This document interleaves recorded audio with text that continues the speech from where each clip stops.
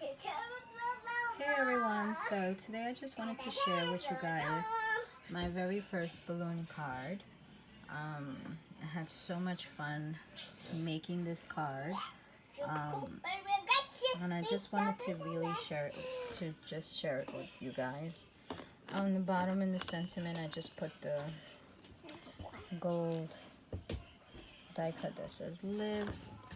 I distressed all the edges as well as distressed it with ink.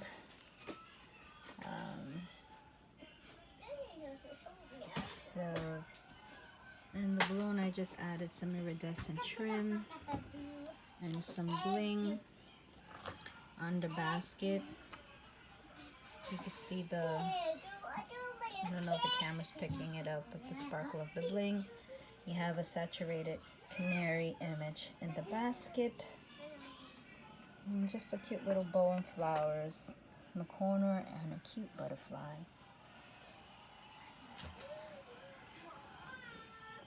So let me know what you guys think. Because like I said, my very first balloon card.